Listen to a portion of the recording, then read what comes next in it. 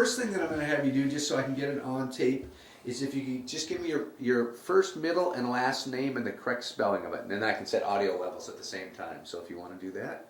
All right. Go ahead. Yeah, my name is Claris, first name. Middle name is Winford. Last name is Mays. And you go by CW? By Wink. What's that? By Wink. By Wink? Oh. Wink. Okay. That's a short for Winford, and I get a lot of letters addressed Dear Madam. No lie. Made me tough. Are you from Washington originally? Or? Originally, I was born in Arkansas, raised in Texas, and lived in Washington since 1946. Oh, really? So, yeah. So when did you get into the service then? I went in the service it signed up in November of 1940, but I didn't get in. They were pretty choosy until January the 16th, 1941. I was in the San Diego class 4116 or something like that they called it. And how come? In San Diego. Do one thing here. How come you decided to join up into the service? Well, two reasons. I had a couple of football scholarships coming. One is Texas Christian University, and the other was junior college in what's the name of the town? Anyhow,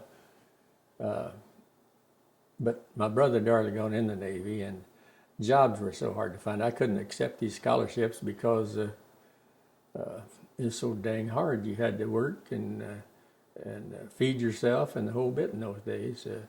About the only thing they furnished was a scholarship. You had to play football for that, so that took a lot of your time. So I didn't accept them. I went on in the Navy, and times were really hard. I took a job washing dishes in a cafe until I got in the Navy for $12 a week, and that was about the size of it. It was either root hog or die. So I joined the Navy. How come the Navy of all the services? Because I loved it. I wanted to see the world, and it was adventuresome, crazy. And so how old were you at that time? I was just barely 18. I was 18 on November the 19th. Still wet behind the ears. Oh, yeah. I didn't think so, though. I know, at that time you think you're an adult and... Yeah. Huh. Now, in joining, did you have any idea that World War II was coming? Well, yeah, my football coach is about the closest thing I ever had to Dad.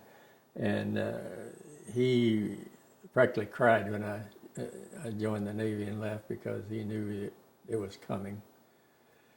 And a real good friend of mine got killed in Holland in an airdrop. He was in the Air Corps, in the paratroopers. A fellow named Thornbloom, Billy Joe Thornbloom, and he got killed over there. So there was quite a few of the guys got killed on the football team, and one or two of them was captured in Germany. But yeah, my football coach kind of prepared us for it and everything. He was a nice guy. So did he give you said he was the closest thing to Dad? Yeah. So did he sit you down and... Yeah, he set us all down. And then I had a vocational agriculture teacher, who was quite an old guy too. He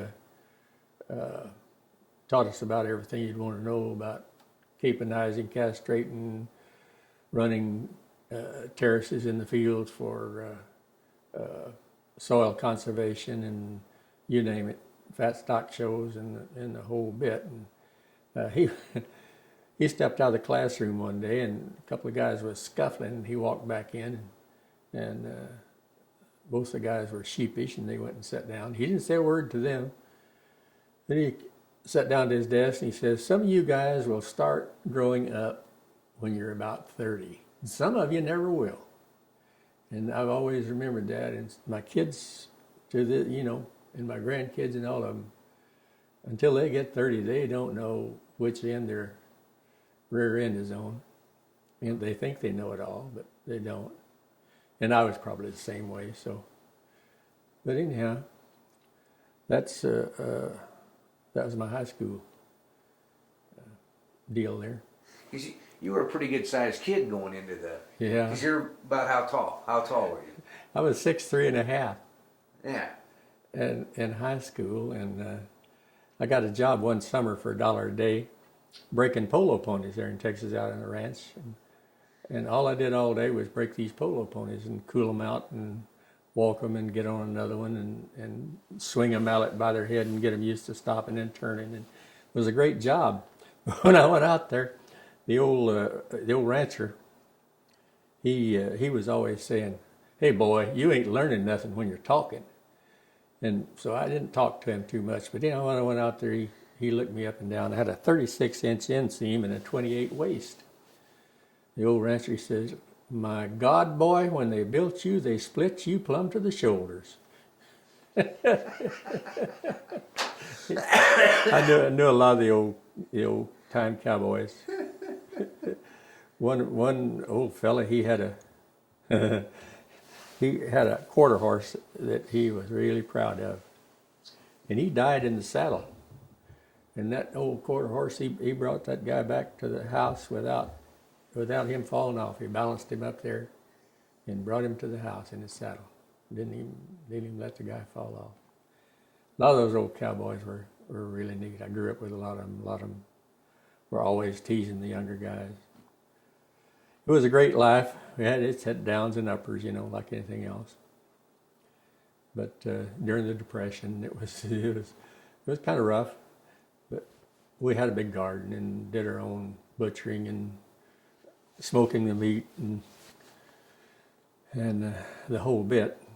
Did our canning and didn't have a hot water heater. Had to make a fire under the wash pot for wash clothes and stuff. It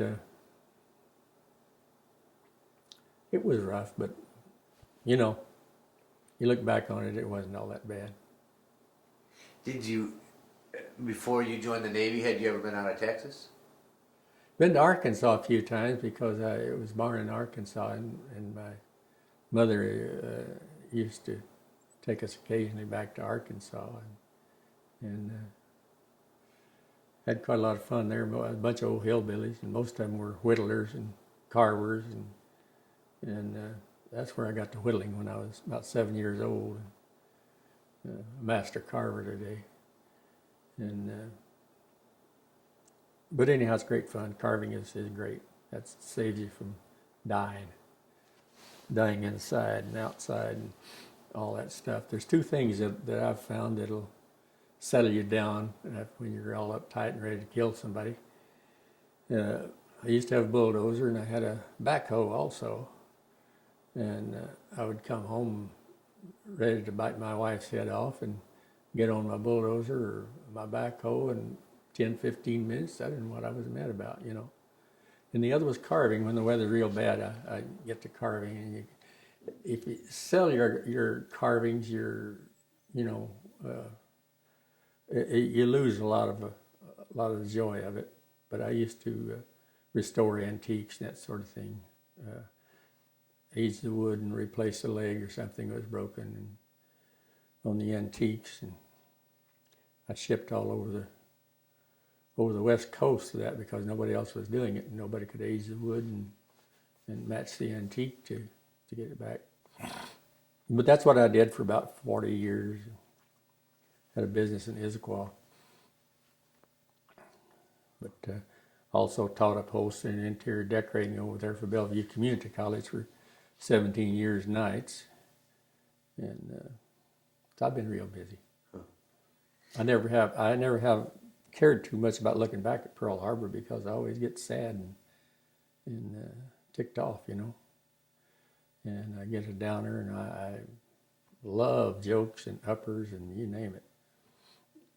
But it's a fine balance, isn't it? Because if it's not documented and future generations don't know about it, it could happen again or something. oh yeah, Similar, good. yeah, and you fight and fight and fight to wake up the young people, you know, and they think it's never going to happen to them like I did, but it does. How did you end up in Pearl Harbor? Where did you? Well, I went in the Navy, like I said, and then I went to boot camp, and they offered me a boot leave, and I don't want to do that. So I wanted to go to sea, and my brother was already on the Nevada. He was a fire controlman. Went to Pearl Harbor on the day it was attacked. He was in the fire control, anti-aircraft fire control on top of the bridge. And that's where he was all day. And he didn't get hurt, but boy, the bombs hit all around him.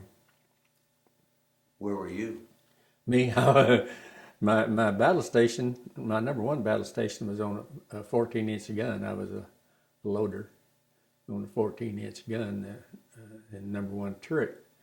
And my second battle station was in case the crew got killed on that, which they did, was on the number one 5-inch 25 caliber gun. It was right above, it's on the boat deck, the 5-inchers were. And so that was my secondary battle station. So they secured the turrets, they were no good. Fact is, we didn't have anything to fight with except 5-inch 25s. And there was 2 machine guns, water cooled, and the water got knocked out on them, and the barrels burned out. They were up in the bird bath, up in the mainmast. And so we were just kind of helpless.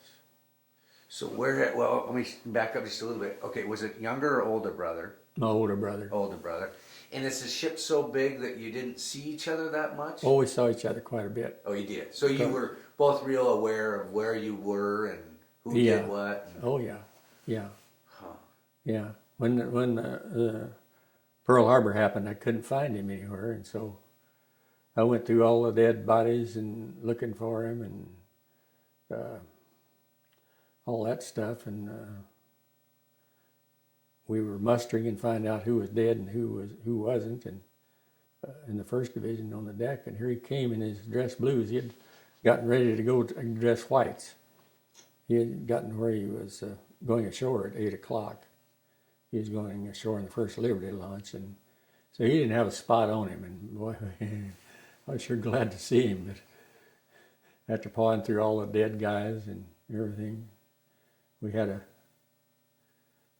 there was some guy got killed in about his compartment there, and he was in a pile of debris, and he was just hanging out face down like that.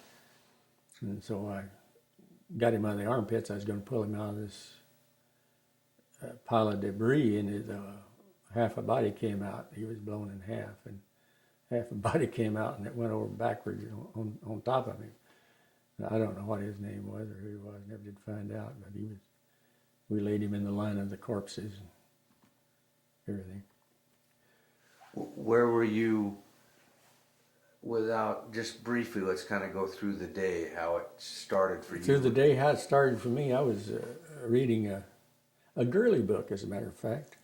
Sitting under a porthole, we'd had our breakfast, and we were waiting for colors because we weren't supposed to be topside, and unless everybody was up there. It was on a Sunday, so everybody's kind of relaxed, and all the guys, the color guard was. The bugler and everything was back on the fantail by the colors. Anyhow, I was reading this girl book. I was sitting right under a porthole, and I hear this rat-a-tat-tat-tat-tat, and I jump up and look out the porthole, and just in time to see a Jap Zero bank and show those rising suns on the wings. So then I headed for my battle station, which was, of course, number 1 turret, and it started to step out on the top deck, and machine gun bullet hit a big old galvanized water bucket and blew a hole in it. Oh, that big, guess, and it went whirling across the deck. And So I went back down below and came up through the turret. And then we weren't in the turret very long until they secured the turret and needed us outside. I don't know why. There wasn't anything we could do except keep from getting killed. And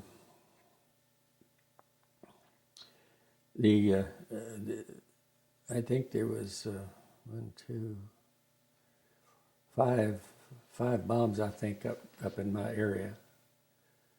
One was right in front of number 1 turret.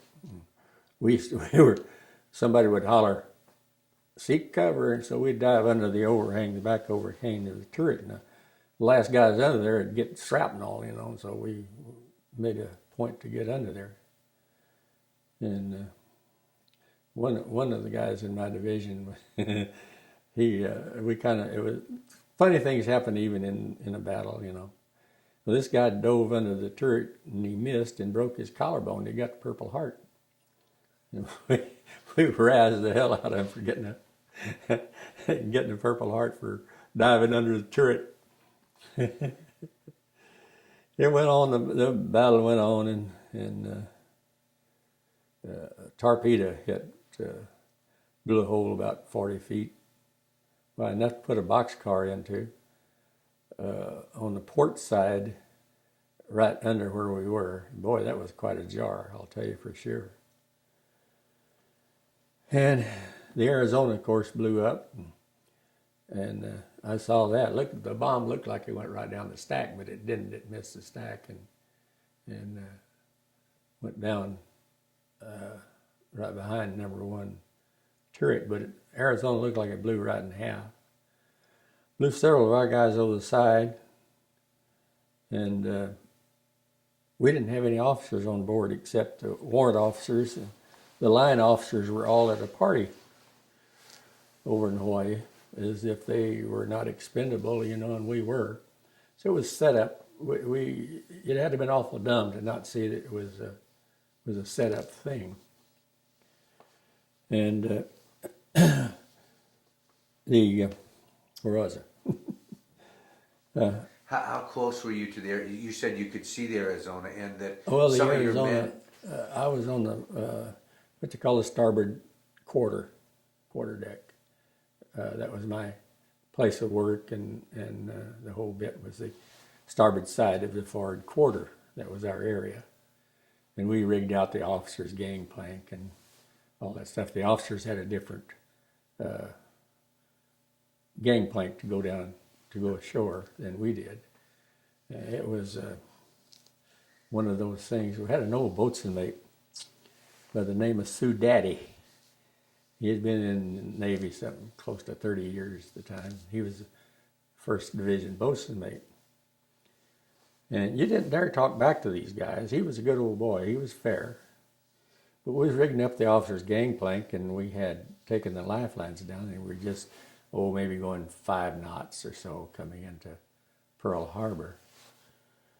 And this one smart aleck recruit, he gave Sue Daddy a bad name. I never did find out just what he said, bad time. Old Sue Daddy, he just reared back and kicked that kid in the rear end, and he did the prettiest swan dive over the side you ever seen. And the skipper was standing up on the bridge, and he just laughed and turned around. Didn't say a word to Sue Daddy.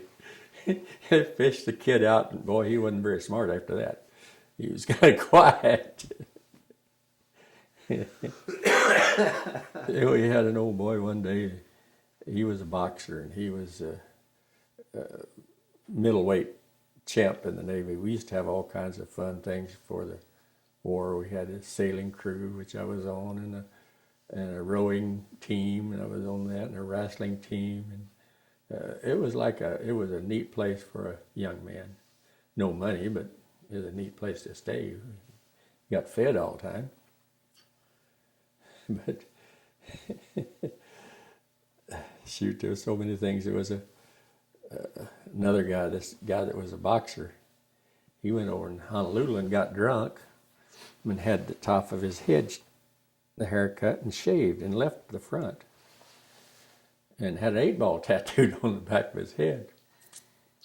And so the next morning was inspection, or Saturday we had an admiral's inspection. And the old admiral, he come down the front, you know, and everything was great. And he come around behind this guy, and you could have heard him a half a mile. He restricted that guy on the ship until the hair grew back out and covered that 8-ball. But there was a lot of fun things. We had much fun, even though it was a lot of work, and it was neat.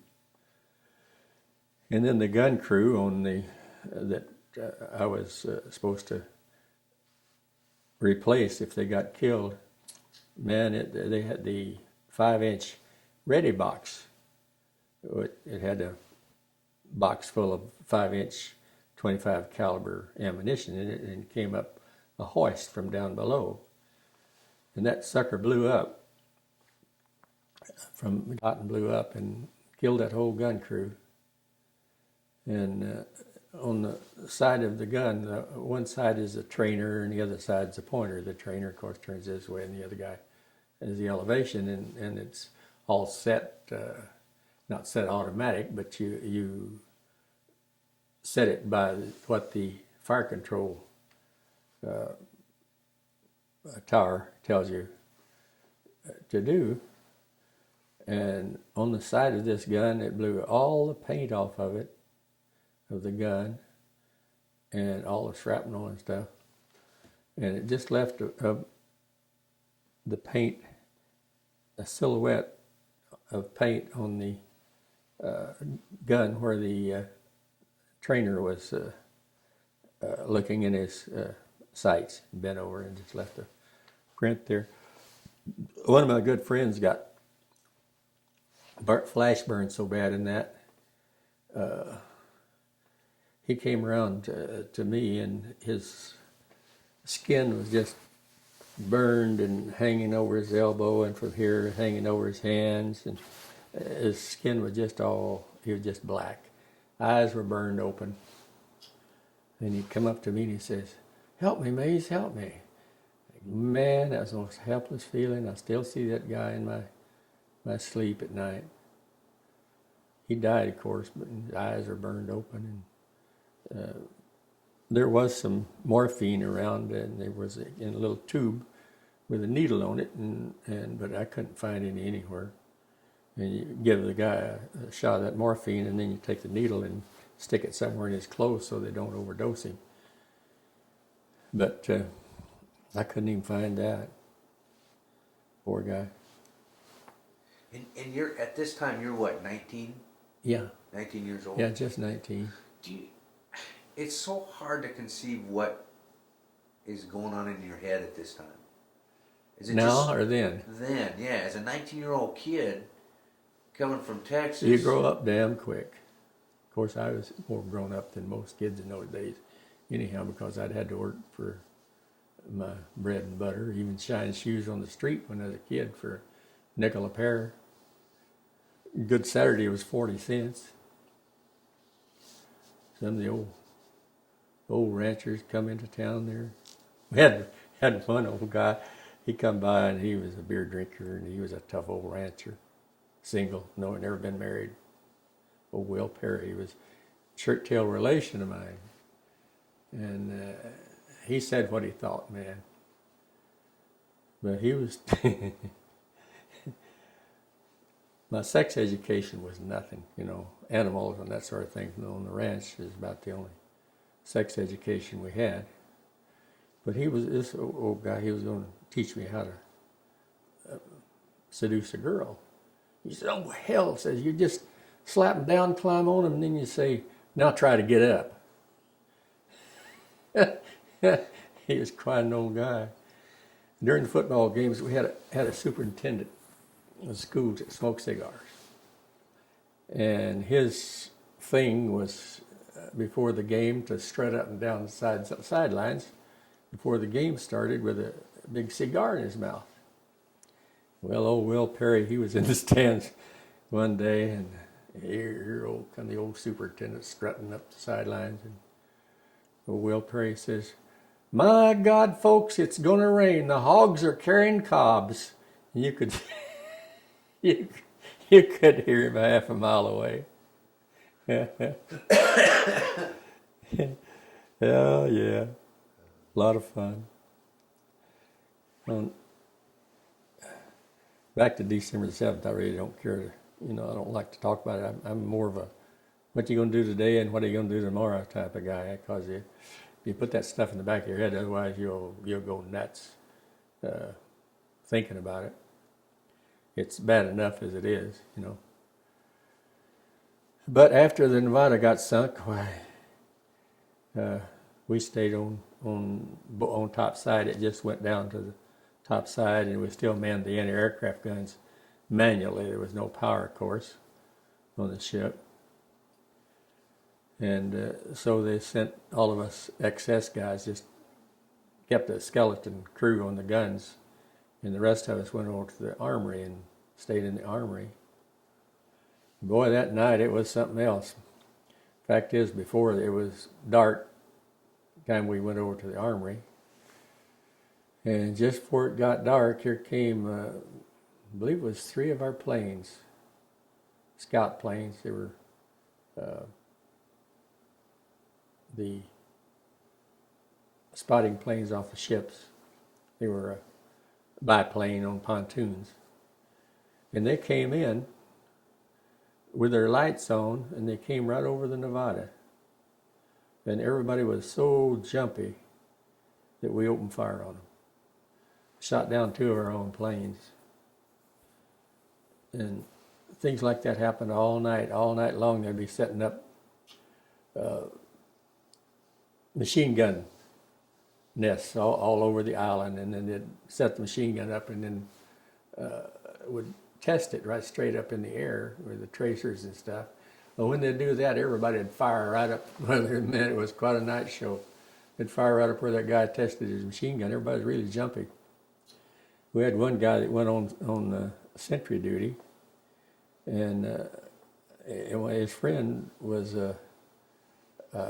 running messages around, and he was running at the time, and his friend hollered halt, and the kid didn't hear him. He was running, and so he shot his friend, killed him. But it was bad. Things like that you try to forget, but don't work too well. Even over 60 years? Oh, Lord, no. It doesn't go away. It doesn't go away. I still have nightmares seeing this friend of mine that got burned. So in your mind, you still see the young? Oh, yeah. Yeah. And we worked at Pearl Harbor survivors. Our motto was to keep America safe and keep everybody alert and not let it happen again. And it keeps happening and happening and happening. And the Marines in Lebanon got killed, and that was at Pearl Harbor, if you ever saw one. And then, of course, the towers, the Twin Towers on September the 11th, that was another Pearl Harbor. And we just keep having Pearl Harbors. There's no way you can stop it. You can holler till you're blue in the face, and it's like urinate in the snow. All you do is just leave a little yellow hole. You don't do any good. They just keep having it over and over and over. So it's real discouraging to try to stop it. So all you can do is just put the young people up as much as you can, pump them up and make them as maybe patriotic as you can. I have a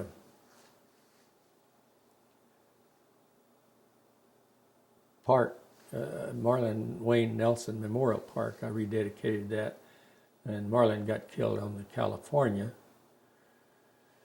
and his sister just recently died about 3 weeks ago, maybe even less, and she was 86. But Marlon got his lungs burned, took 4 days to die. And but he was raised here in Squim.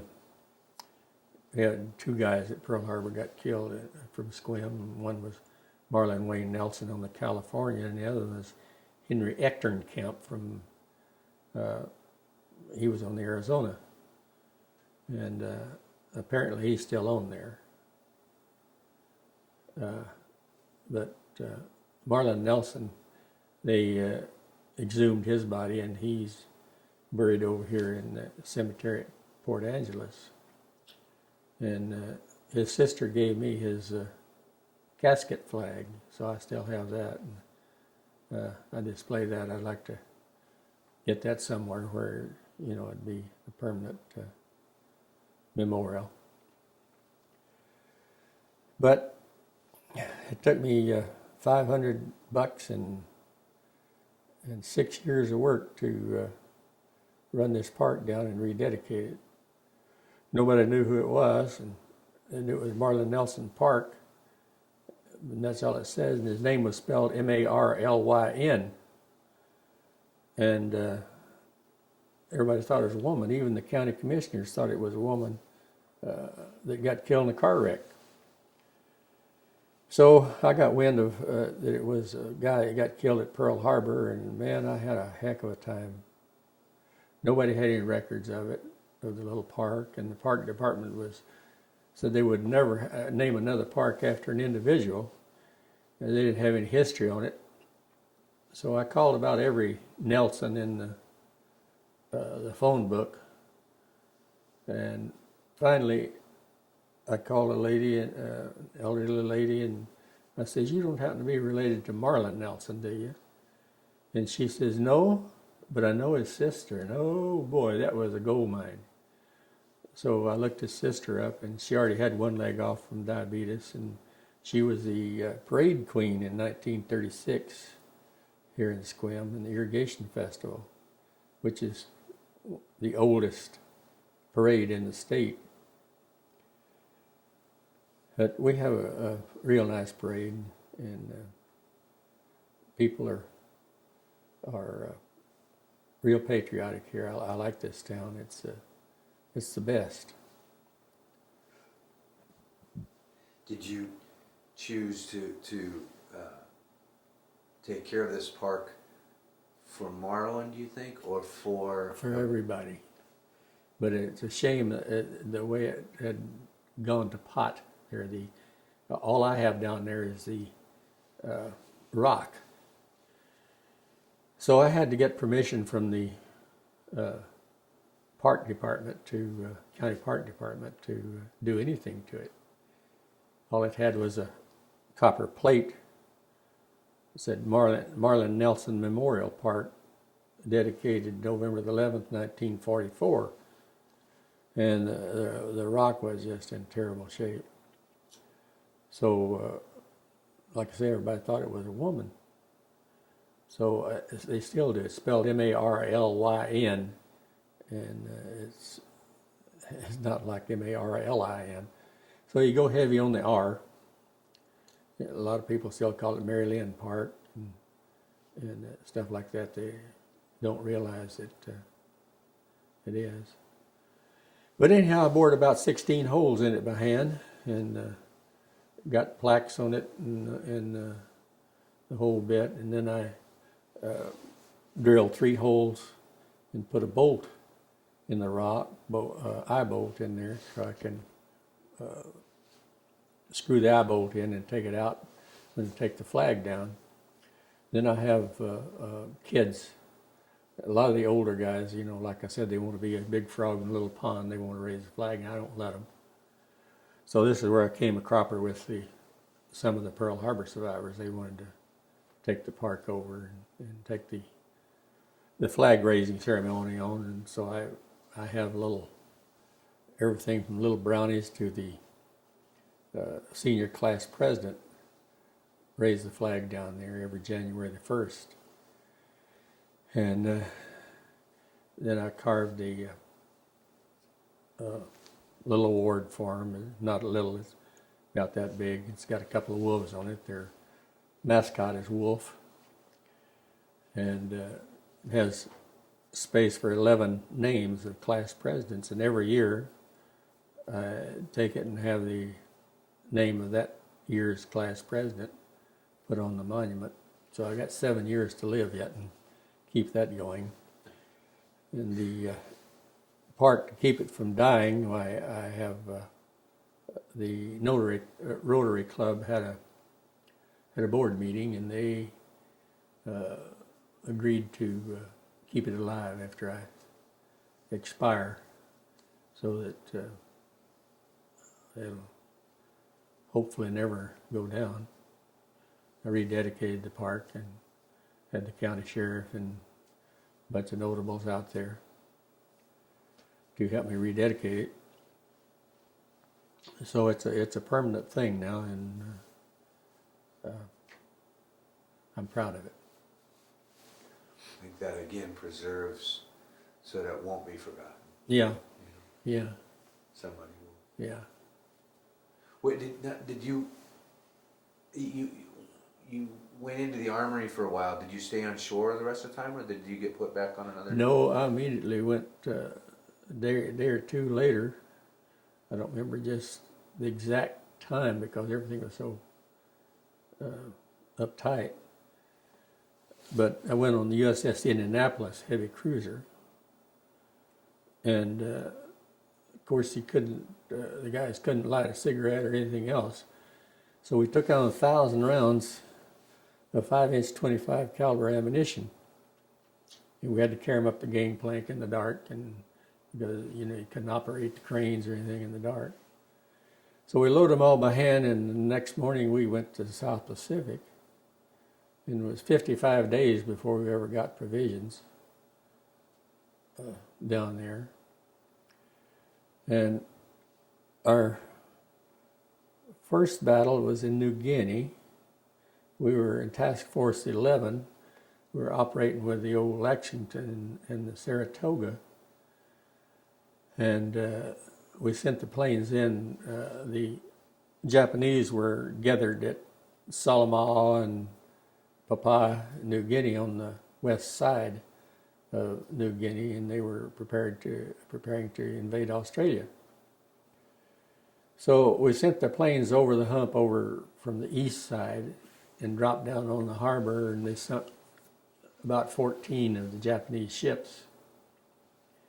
Well, of course, they came back, and somebody spotted the planes where they went. And so here came 14 Bettys, which is a Japanese medium bomber. And this is when Eddie O'Hare became his first Navy ace.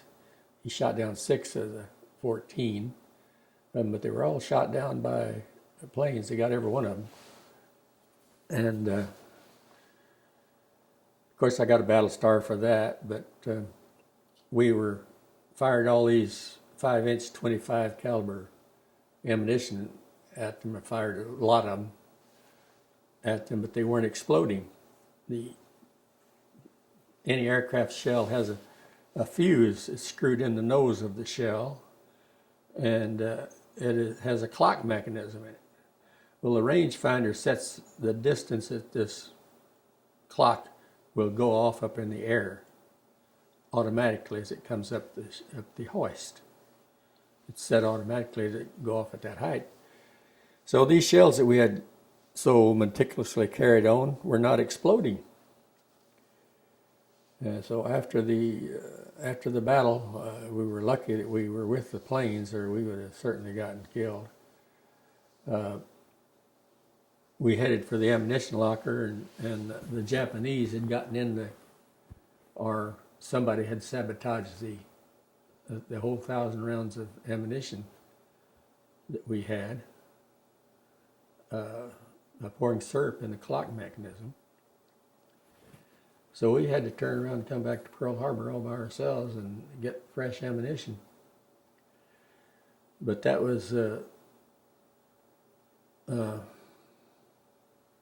in February of 1942, Yeah.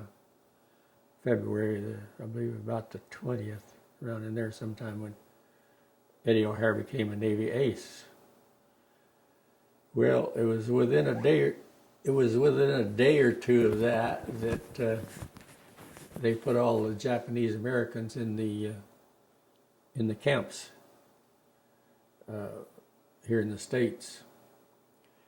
And I never could find out, and I still would like to find out, if that wasn't the impetus to put the Japanese Americans in the camp, because they didn't know who was where, and to this day, of course, the government denies that there was no sabotage.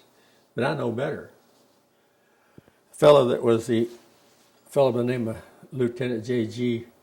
Tausig, Tausig, was the officer of the deck on December the 7th. He lost a leg.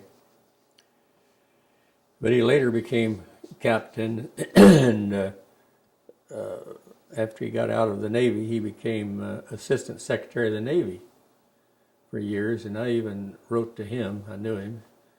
I wrote to him and asked him if he couldn't find out anything. So I don't know. It was kept quiet. I never did find out if they caught the guys, who did it, or if that was the impetus that put the Japanese in the camps. But I voted for Roosevelt his last term. I was old enough by then. No, I was. Yeah, I was. And I don't know. If I had known the exact truth, I think he and Churchill really fixed this up. Because they had Roosevelt's idea was to put 3 of our old destroyers out there in the ocean between us and the Japanese to intercept the Japanese fleet, and was going to sacrifice them. He called they call it the tethered goat deal. Anyhow, he was going to sacrifice these ships and 3 crews instead of being upfront about it and telling us that he was part of the scheme. But anyhow, somehow that got, they put that idea out. That didn't go anyhow. But can you imagine somebody going to sacrifice 3 crews and 3 ships instead of coming out in the open about it? So we were really sabotaged ourselves, because that was the first time that all the battleships had been in Pearl Harbor at the same time in 18 months. We always relieved each other. We had picket duty, and we couldn't come into Pearl Harbor until we were relieved out on watch. But that day they were all in there, so you had to have been awfully dumb not to know that it was set up. The skipper off the Nevada got credit for getting the ship underway. The Nevada was the only battleship that got underway. And but we didn't get far. They ordered us to ground. And he got credit for getting the ship underway, and he wasn't even on board. If he had been, he'd been killed. It was a quartermaster, first class, that got the ship underway, and nothing even mentioned in the history books about that guy. The skipper got the credit, and he was over to party. There was a bomb went down through the captain's cabin and killed a Marine who his station was at the door of the captain's cabin. And all they found of him, he was completely burned. The only thing they found of him was his belt buckle and his .45. And some of the guys cheered that he got killed. He was one of these guys that would loan the sailors and Marines that were recruits, he'd loan them $5, and payday he'd collect back 10. So he'd stand at the end of the pay line when they come through with his hand out. I hear a lot of guys, "Hey, he got killed. I don't owe him anymore." But there was some gruesome gruesome things went on too.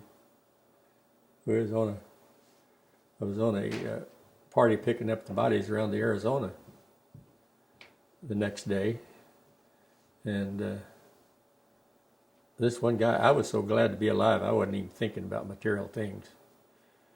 But I see this one sailor, this body was all bloated and floating and had a real nice cameo ring on his finger. And this guy reached down and pulled off the ring, and all the flesh came off, and he just rinsed it out in the water and put it in his pocket. God, I was so glad to be alive. I thought that guy was a real jerk to do that sort of thing. Got a real good friend. We had an ammunition barge alongside. Like I said, all our ammunition was off, and the USS Pyro, he was on the USS Pyro ammunition ship, and he was on the way over. They were on the way over to put this fresh ammunition on the Nevada. And this ammunition barge was tied up alongside, and the Arizona was in front of us, and now this ammunition barge was alongside on the starboard side by the keys where we were tied up. And so I asked this friend of mine, he lives up here in Happy Valley, that was on the USS Pyro ammunition ship. I said, what would happen if they would hit that barge? And he said it would have made the Arizona sound like a firecracker.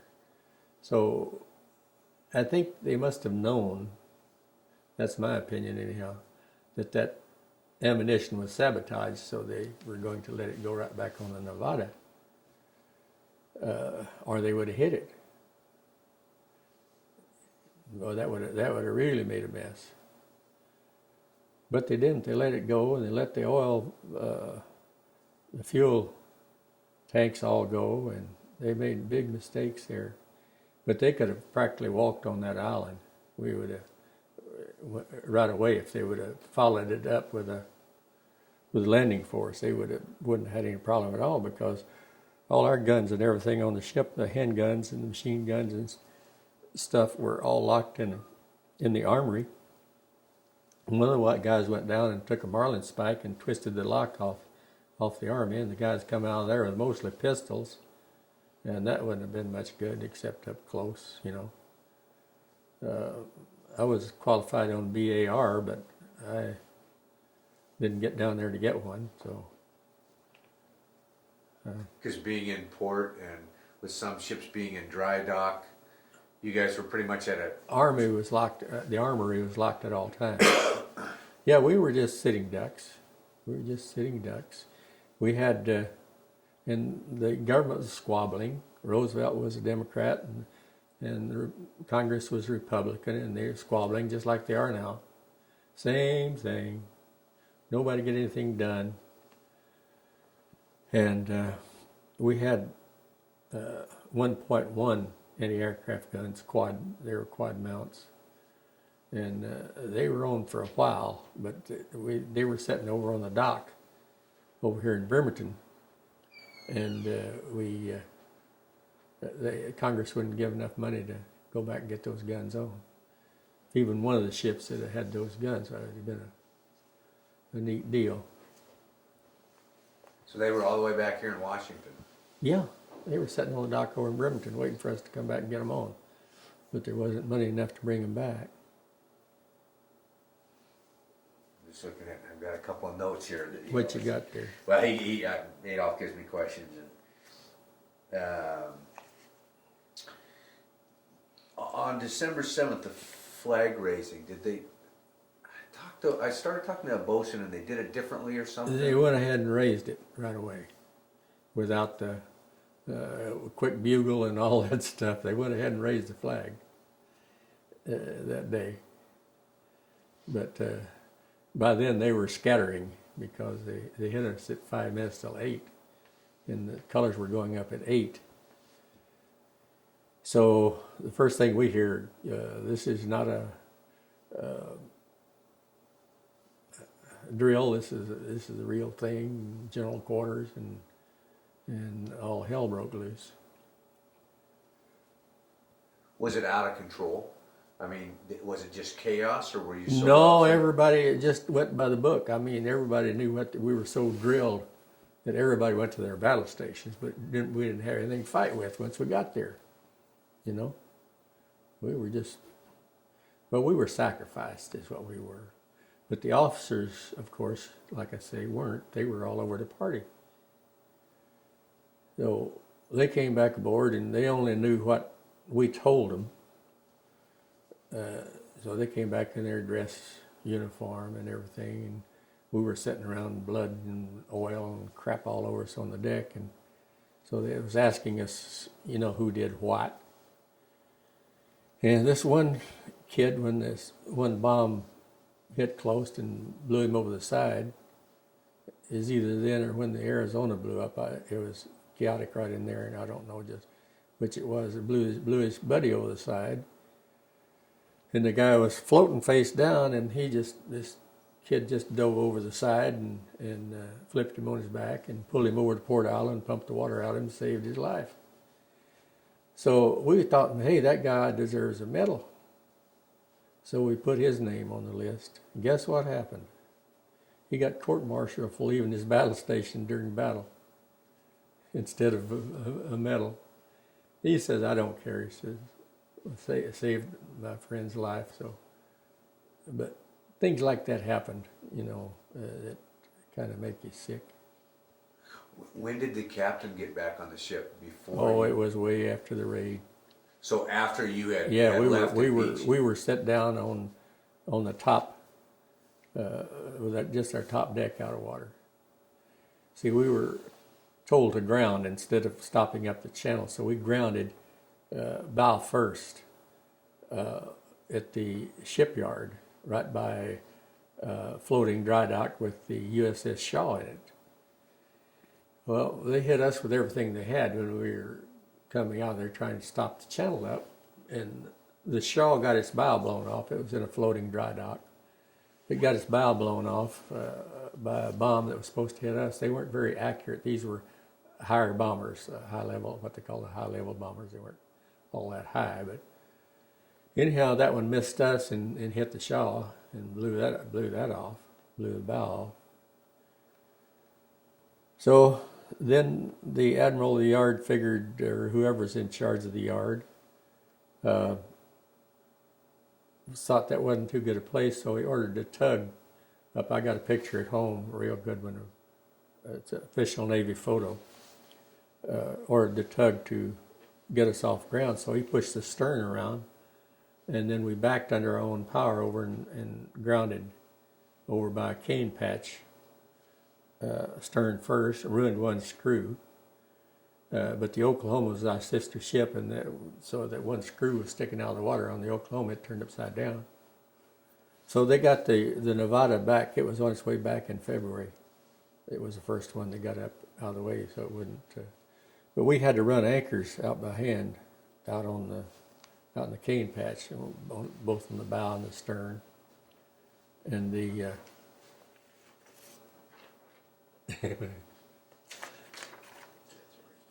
Oh, okay, I'm looking at your picture here. Okay. Which one? This one here. Oh yeah, here we are. Here's your ammunition barge here. Let's see. Go ahead and you can sit back, and I'll lean forward. Then I keep you in picture there. See, this is the Nevada here, and this is the ammunition barge, and I was right up in here. These are torpedo wakes going to the Oklahoma. The Oklahoma is still upright. And this is the Arizona right here. These are our canvases. We spread out canvases to keep a shade where the guys could relax on Sunday while we're in port. This is the Vestal. It is a splash ship that's alongside the Arizona. Now, this is before it all happened, of course. And these are the boats where the yard arm was out, where we had it rigged out for the boats. And of course, it's on up here. They're all listed there where they were and everything. That's a Jap photo. I was going to say, I'm reading here, it was taken by a Jap Zero on Wave 2. Mm-hmm. Could you, now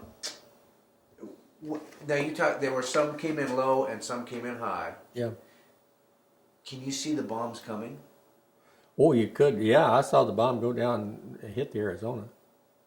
Yeah, I was up on the bow of the Nevada, and we were right behind the Arizona.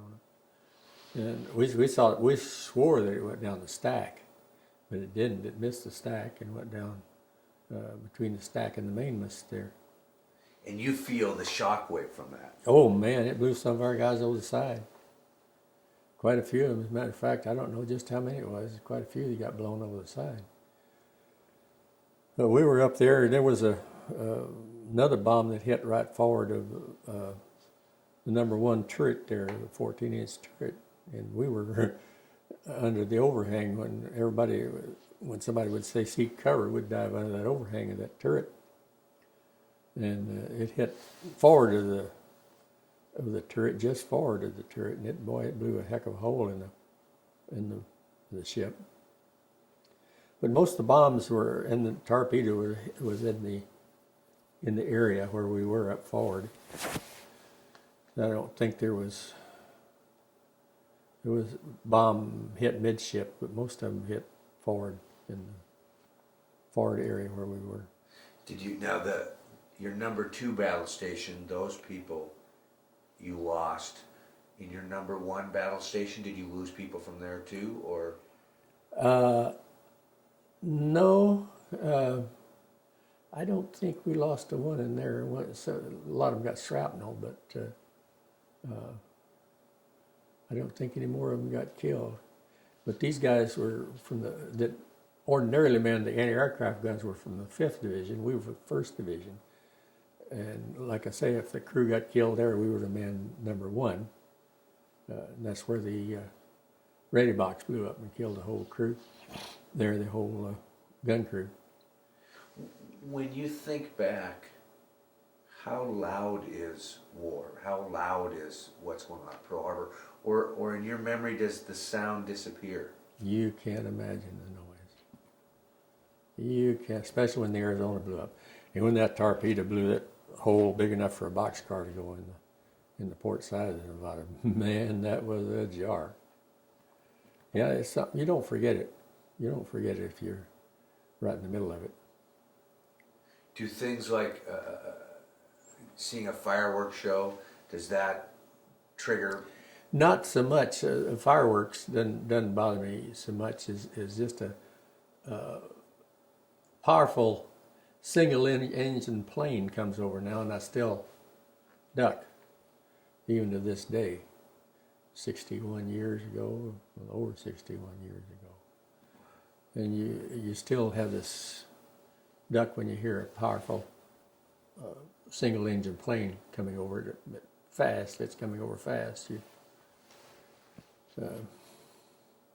No, it's something that stays with you as long as you live, I guess. You're stuck with it, so we just keep thinking positive, is all you can do.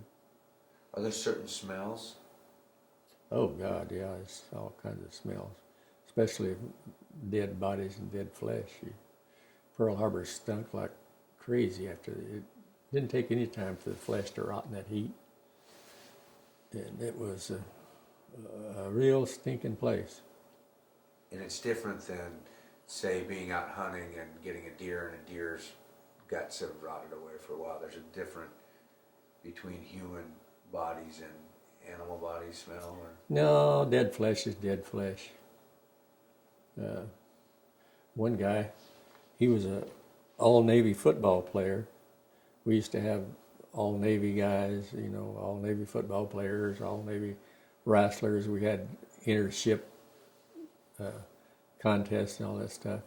He got all 4 limbs blown off. And I'll never forget him. He wasn't even out. He had tourniquets on all 4 stubs. He died later. And he was laying there cussing the Japs and laying on his back and no way to duck for cover. And another guy over in the gutters. The gutters are where the water drains off the top deck. This one guy looked like somebody's scalp over there, and the guy went over and picked it up, and there's a guy's penis and balls is blown off in the gutter.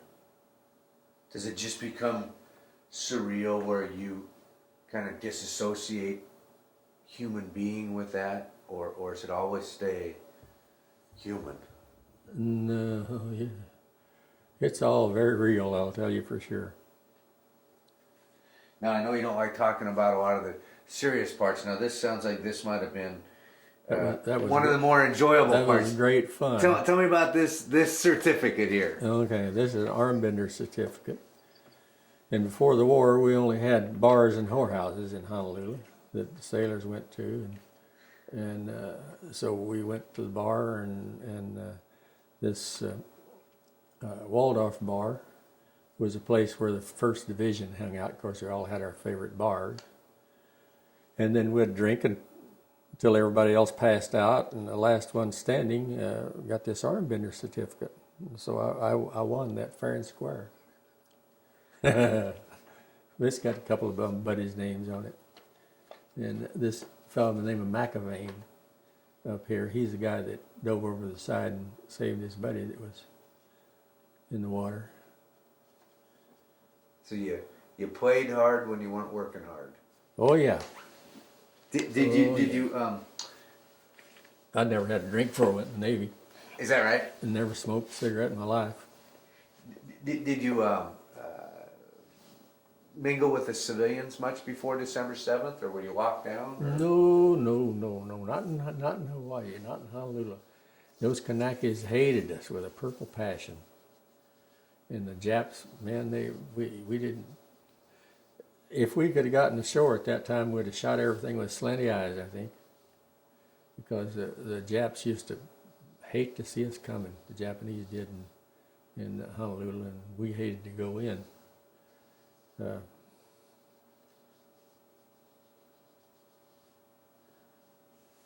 It's interesting because I think a lot of people don't realize how large a Japanese population there was in Hawaii. Right. They don't realize how we were treated. We were treated worse than dogs.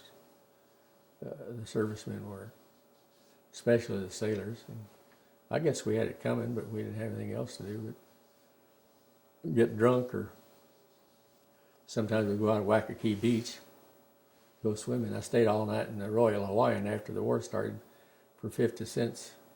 No, it's 35 cents for a $50 suite. That's where they took over the Royal Hawaiian for the R&R guys that had been out there. The first started just the submarine guys, and they had it tough, real tough. I tried to get in some subservice before the war, and I was too tall, thank God. Oh man, I don't know if I could handle that or not. Yeah, that's a crazy breed. Oh man. What earlier you started to tell me about this, but this belt. This was taken off a dead Marine. I didn't take it off a dead Marine. A good buddy of mine named Johnny Johnson from Minnesota. The uniform of the day was white shorts and T-shirt, and that was all, and a hat, little white hat. So those that could get to a locker. My locker was just out of the water. There's a top locker, and the water was waist deep in that compartment. And I went down and got the stuff out, and I had a pair of dungarees that were too big around the waist and too short in length because I was a tall character. And I couldn't get them to. This was after the battle. And I couldn't get them to stay up, and so my friend Johnny Johnson, he said, "Just a minute." And so he goes back on the fantail. All the dead people, one whole Marine gun crew got killed. They were on a 5-inch 51 caliber gun. It was a broadside gun. It wasn't an aircraft gun. But they were firing these 5-inch 51s, and they were going over in Honolulu, and everybody thought it was Japs bombing. And one of the Japanese guys says, "The bomb over here and the plane way over there." Well, it was these 5-inch 51s. These guys are shooting what we had at them, which was very inadequate. But anyhow, Johnny Johnson went back on the fantail where there's a whole row of dead guys laying on the fantail. None of them had their IDs on. And pulled this belt off a dead Marine, and it's a brand new belt. Gave it to me. I wore it up until, not too many years ago, maybe 20, 25 years ago. I quit wearing it. But that's the story of that. I got to switch tape. Tomorrow. Oh, man. I just watched one on TV. They were showing that Katie Couric from NBC had it done. She said it wasn't that bad. Here's my second one. The drinking that crap is the worst part because they put you out. What, and I kind of know the answer to this one already because I've seen your car. What do you think about the choice of dropping the bomb? Boy, I was 100% for it. I had gotten, I was kind of screwy after 4 years in the Navy, and so I got rotated right away. I'd been in 5 major battles by then. Off of Normandy was the last one, but we didn't fire a shot at Normandy, but because there were so many ships there, we were practically running over each other. So I put in for shore duty and got it. I was one of the first guys to rotate when they started rotating the old guys off, and I got 2 years at Corpus Christi. And I was on my way to China when Truman dropped the bomb, and man, I was never so happy in my life. I didn't care how many Japanese got killed. I would kill them all at the time. But that's what saved me from. And they were figuring on the invasion of Japan at the time, and they figured on losing many GIs and sailors and so forth. So I was really happy with that atomic bomb.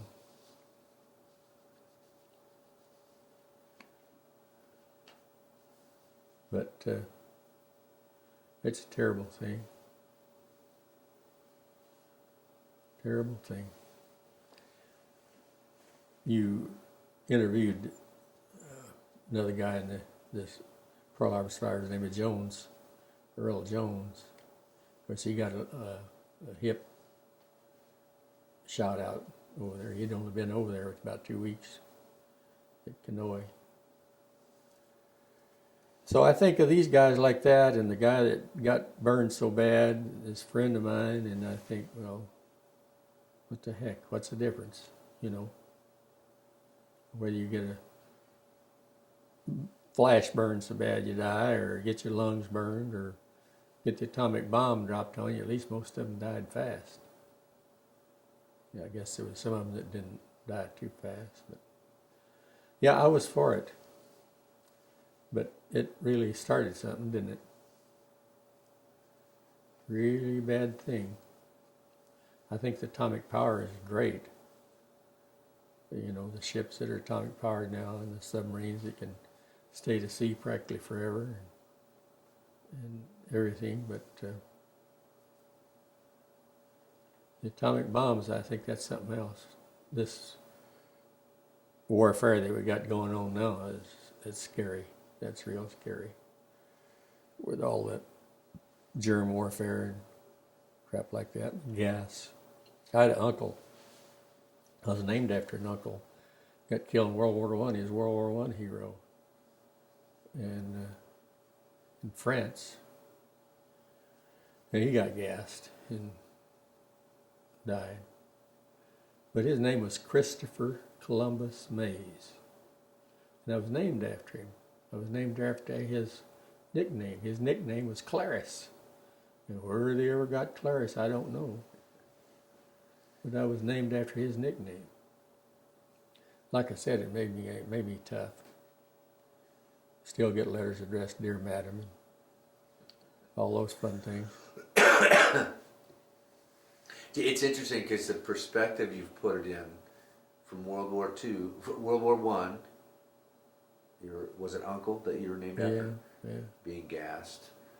World War II, Pearl Harbor being bombed. Here we are now on the eve of what it looks like is going to happen with Saddam Hussein, and back to gassing.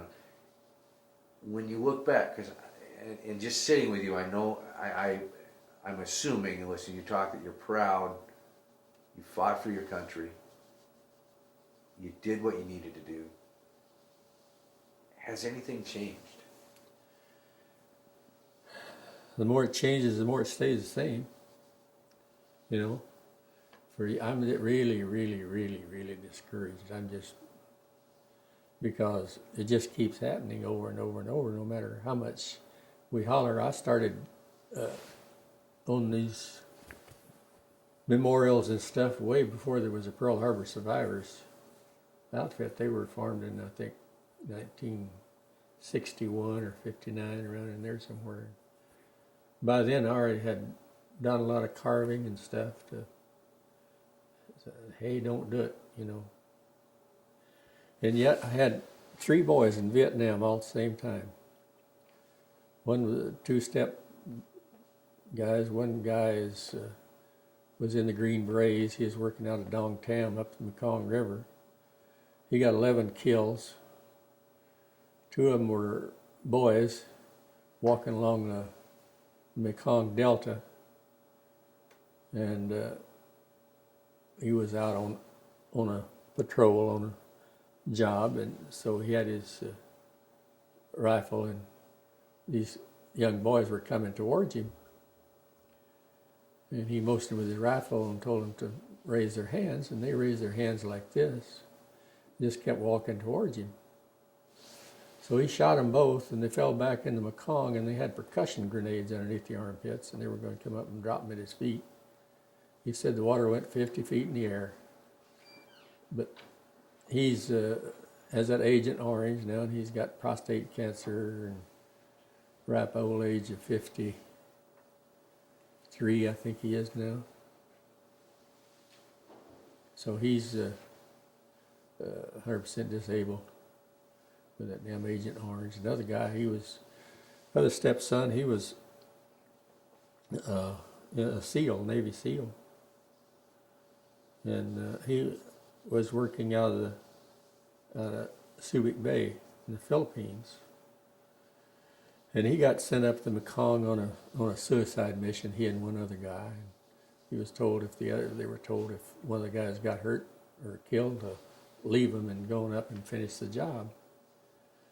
So his buddy stepped on a mine and got his leg blown off, and he couldn't leave him. I would have done the same thing. I'd have tried to save my friend. So he got him back to the pickup station, which was on the beach, and it took him too long to get back, and so they had given them both up for dead. But he finally got his buddy back to the Philippines, saved his life, and he's never told us a word of this. My wife is dead now. She died this last October. But she went through his records when he came home and found out about it. And then there was the guy whose life he saved. He was from Tennessee, and he was going home, and he landed in San Diego. And he flew all the way up to Seattle, up to Issaquah, to look us up and tell us the story. And then he went on home to Tennessee. But the son has never told us about it. Well, he got back to the Philippines, and this shirt-tailed officer was ticked off at him for not finishing the job. He was going to send him right back up to Mekong, and my son only had 2 months to go. He told him to go to hell. So they busted him out of the SEALs and sent him up to Aleutian Islands, up to Adak for the last 2 months of his hitch, and that broke his spirit, because they were both red, white, and blue, and but they aren't now. Later on, the one's Green Beret, he came back. He's in the 82nd Air Corps paratroopers, working with them. So went back to Fort Bragg, and they sent him up to Washington, D.C. during the black riots, and he was on a bus, and a couple of black guys set his hair on fire. So he had a real time. And then my son, he was on the Constellation, USS Constellation, and he was over there for his entire hitch, back and forth, but most of the time was over there. But he was a radar man, and he didn't I told him, I said, don't volunteer for nothing. So he came through okay, except yeah, and this one that was a SEAL, he's been out in the woods ever since. Never got married. He's a logger. Has his own tractor and stuff, and he logs when he feels like it. He lives over here at Brennan, back in the woods. When they went in the service, did they come to you to Oh ask yeah. advice? Oh yeah. Yeah, the one that was a SEAL, he says, I can either go in the UDT and be a frogman, or I can be a medic. Which would you do? And I says, well, either one of them, you're going to be right up front. Either one of them. I said, you're going to have to make up your mind what you do yourself. I might send you to death either way. So he chose the UDT and was underwater demolition man. And the other guy, he went in and he volunteered to go to Vietnam right away. He was hot to trot. He got into all kinds of mischief over there in the Green Berets. And I told him, I said, you get hurt over there, I'm going to kick your crutch off under you and beat the hell out of you. He said, you can try, Dad, but I couldn't have either. He had been through all that training and everything. I had training in judo, but never had any of the really wild stuff like they have nowadays. Have you ever gone back to Pearl Harbor? No, sir. Only on the Indianapolis that time we had to come back and get some fresh ammunition. And I've never been back because, I didn't have a hell of a lot of fun there, really. Getting drunk. And that was about it. You never been to the memorial then? No. No. Because it's too hard, or? I just don't want to. I just don't want to. I don't want to bring it back up that much. Do you have your own memorial in here? You bet. Yeah, I do. I do. Yeah. This poor guy down here, his story was something else. A guy that was on the California. This Marlon Nelson, I tell you. Taking 4 days to die ain't much fun. What do you do on December 7th? I have some youngster raise the flag down at Fort Williams, down the deal down there. You guys should take a trip down there sometime and see it. It's just a rock, but I've got, like I say, $500. I got the guy's picture on there. Fact is, I had it made down to Olympia. Had an outfit down there that does anodized aluminum pictures on it for gravestones and monuments and stuff. Had his picture made, and I dug out a place by hand and set that back in the rock. And then there's, all told, I dug 16 holes in that monument to set the bronze stuff in. I got a letter from the park department that I couldn't do anything with that. It was my baby. I was responsible for it, but I couldn't do anything without asking them, Like I said, the big frogs in the little pond, they drive you nuts.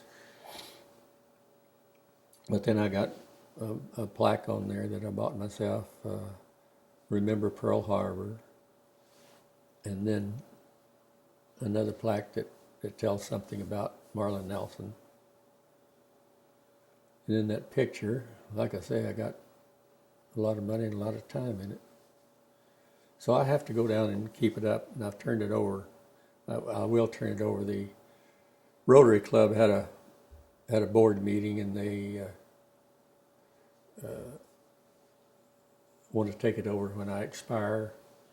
So it'll keep going on, I hope, for a long time. But I don't let grown-ups raise the flag down there at all.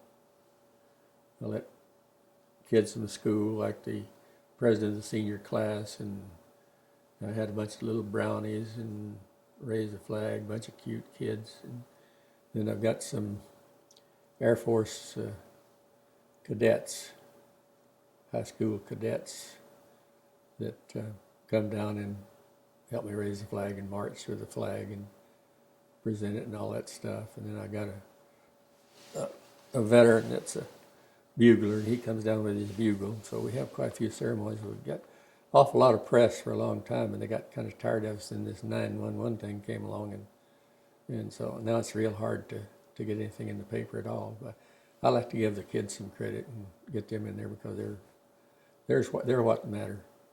Are you using it also as an educational piece? Oh yeah. Yeah. I had a couple of teachers with the handicap classes come down. They were a lot of fun, but they couldn't do much. But I was going in a safe way, and this little girl came up and gave me a great big hug. And it's nowadays, if you like kids, you better watch it, or somebody's going to accuse you of messing around with their kid. But this little girl came up on the street going in Safeway and gave me a great big hug, and I didn't know who it was, and their mother was with her. And so she told me who she was, and she was thanking me for letting her raise the flag down there. It's real gratifying. This last January the 1st, the senior class president is a Japanese young lady, and she's a doll. Her name is Mari Yamamoto, and she's a 4.0 student. And so I had her raise the flag. Her dad is a youth minister, Japanese fellow. He's a fine fellow, and he's a minister down at church down by Three Crabs down there. She wrote me this is what I like, it makes it well worthwhile. She wrote me a real thank you letter, and I took her through my house. You guys have to come go through my house sometime, because it's too much stuff to bring down here. So you both have my card, and sometime you're over, why, bring your wives if you want to, or your kids, especially your kids, because you've got a house full of carvings. I got 17 paintings and a whole bunch of stuff. So it sounds like you don't hold an animosity towards the... I don't anymore.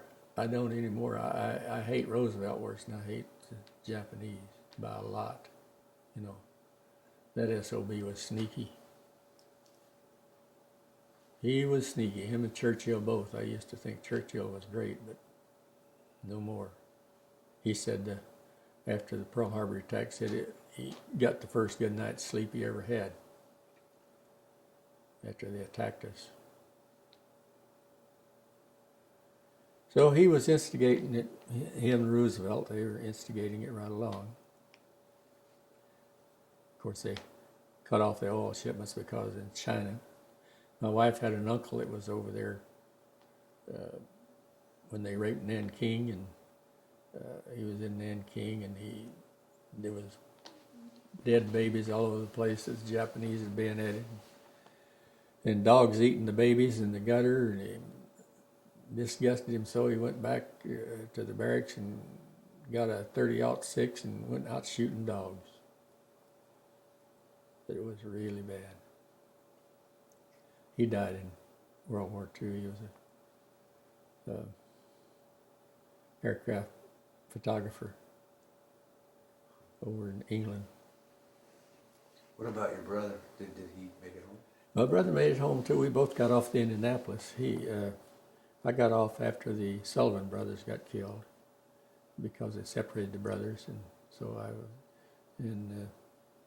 he before the Indianapolis got sunk, he got to go back to Washington D.C. to further school him on the radar and rangefinders and that sort of thing. So he was back there when the Indianapolis got sunk, and then he got out right away because he had his 6 years hitch in. Did you talked about a lot about your carving. Did you whittle while you were in the? I whittled since I was 7. Did you whittle during the war though? Did you have wood to whittle? Yeah, there was some. Yeah, I did what I could. That's the reason I was what they call a boatswain's mate, boatswain locker, boatswain mate. I was in where they made all the cargo nets and the deal for the planes to land on. The sled, they had a sled that we rigged the yard arm out, and then the ship would turn and make a slick place for the scout planes to land. And it had a cargo net in there, and the pontoon would come up and had a hook on it, and hook in the cargo net, and then we could hoist them up. The pilot had to hook the crane to the hook to the plane, and we hoisted them back up on the ship. Stuff like that. Learned an awful lot of knots, splice wire, and I still use all that stuff. What type of things did you whittle while you were? When I could get a piece of wood, knife handles and that sort of thing, and then more hunting knives. I always had a knife strapped to my leg all the time because we weren't supposed to take anything like that ashore, but I did. I got in a real fight one night. The USS Sailfish, which was the Squalus. They raised the Squalus that got sunk. We were in, I can't remember what town it is by Mare Island there. Vallejo, right. And I was in the Battle of Georgia Street. Georgia Street, you go up Georgia Street from where you get off the ferry, and you get up to the top without getting drunk and fall, and back around. There's bars all the way up, so we'd have a drink in each one and try to go up and back and make that. But one night the Sailfish, or the the Squalus, they were in town. And it was in the Golden West Cafe and Bar. And this little submarine sailor come up and grabbed my hat, took it, and put his dirty old hat on my head. It was all dirty and cruddy. I whammed him one, and that started it. The whole place exploded and went out into the street, and we called it the Battle of Georgia Street. And the Sailfish was supposed to sail at midnight. These guys are all over drunk and in jail, and they couldn't get underway the next day.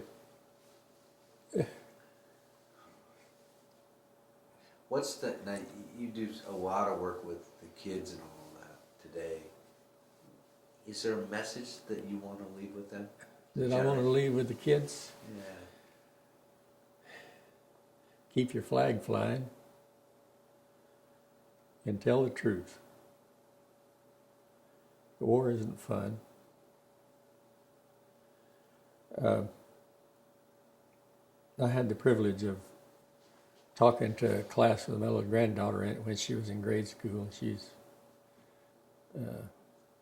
between 35 and 40 now.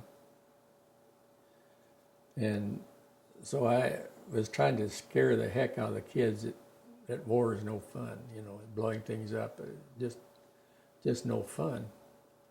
And then, of course, I told them about the sharks eating 880 guys off the Indianapolis. And so the kids, after I was out there, it was out in North Bend, and the kids made up a book. Each one of them drew their thoughts. You should see, I still have that. You should see what they thought. They had sharks drawn in there and the whole bit, and everything blowing up and blood running, and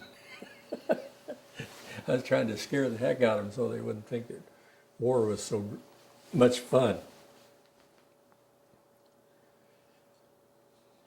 Now, were you on the Indianapolis when it went down too? No, I got off of it when we separated when the Sullivan brothers Oh, I that's got right. off and my Yeah, brother yeah. stayed on there. He got off just a month or two before it blew when they came back to the States, and then they took the atomic bomb to Tinian, and then they went from there. They were going to the Philippines, and they asked for a destroyer escort. They didn't have any sound equipment on that ship, and that's the craziest thing I ever seen. They should have had some sub, equipment on there. And they got sunk about midnight, and they were in the water for 5 days. And there was a big mix-up on the contacts in the Philippines. I guess the shark or something else. If you've ever read that book, All the Drowned Sailors, that gives the real stuff on it. I got a copy of it at home. That was the ship turned on its side, and the screws were sticking out of the water and still turning, and some of the guys jumped into those. And then they had to go and court-martial the captain, Captain McVeigh, for not zigzagging. He had asked for destroyer escorts, and they wouldn't give him any. He finally committed suicide. After he committed suicide, of course, they cleared his name and all that stuff, but didn't do him any good. He did his best. They didn't even have time to send an SOS. It happened so fast. And then back in the hearing, they had the skipper of the Japanese sub that sank him. He was to hearing, and he said he couldn't have possibly avoided him. They even had guys on that submarine. It's one of the newer submarines, and they had guys on there that would ride the torpedoes in. And they were really ticked off, he said, because they didn't get a chance to ride those torpedoes into the Indianapolis. They got them the first spread they fired. Yeah, that was something. I don't know how many of the guys that I knew died or anything else. But. Is that the hardest part of war? Oh, yeah. Yeah. Yeah, that's... So many young people never got a chance. Never had a chance. Average age, I think, was 19 or 20, something like that. Navy sailors, because we'd all knew and came in the Navy instead of starving. But there was patriotism there too. A lot of it. A lot of it. Of course, we thought we'd whip the Japs in 6 months and be back home. That didn't work out too well. What's on your badge? Which Freedom one? is not free. Yeah. Remember Pearl Harbor? 2403, does the number... That's the number of guys that got killed. And a guy designed this and sold a bunch of them. He lived in Massachusetts, and he designed the monument that went on the USS Massachusetts back there. And he don't sell them. I got 100 of these and sold them, and gave them away, and so forth. And this is my pride and joy here. This, remember Pearl Harbor, and I got a black pearl in it. They come with a white pearl, imitation pearl. It says, remember Pearl Harbor. This ribbon here is for Pearl Harbor. That was in 5 major battles all I was told. going to say, I'm seeing 5 battle stars there, right? Yeah. Yeah. So you and Pearl? New Guinea, Aleutian Islands, and then Normandy. That's 4. 5. Where was the other one? God, I don't know. 60 years ago. Yeah, a while back. A while back. I still remember the one though with Eddie O'Hare in it. That was had a ringside seat to that. there was one of the planes got shot down and it was going to crash into the Lexington. And boy, they opened up with their machine guns and stuff, and it crashed just before it got to the Lexington. Look, where I was standing looked like 30 feet from the Lexington. And the Japs started climbing out of there, and the guys machine gunned them. Boy, we got an order out right away. Don't machine gun the prisoners. We want to talk to them.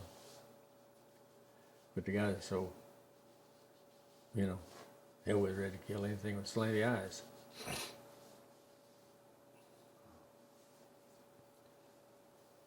Yeah, a lot of things happen like that. Saw a guy get eaten by sharks. I had the Lexington lost a sailor over the side. We were the nearest ship, so he started swimming towards us, and I had my binoculars on him. And splash, splash, shark got him. That was it.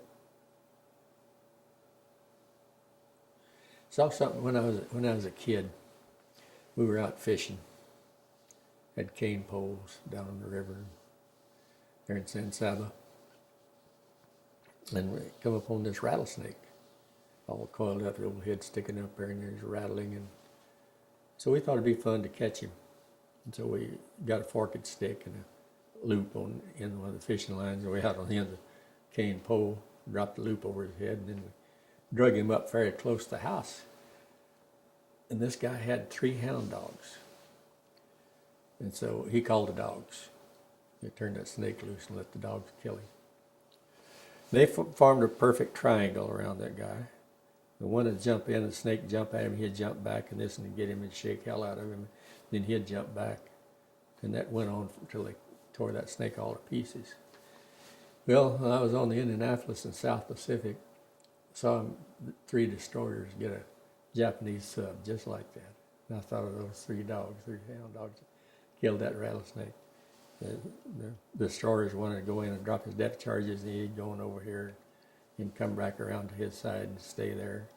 And they'd listen. These 2 guys would be listening with their sound equipment. Pretty quick, that Jap sub came up with nose up and then back down. Of course, we all cheered. Guys dying and you cheer. That's something else, isn't it?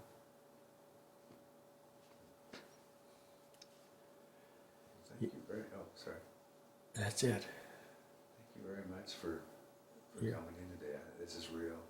You're welcome. Real important, especially with all that you're doing with the kids and If you guys have a little time, you really should go over to then far over here to the high school office.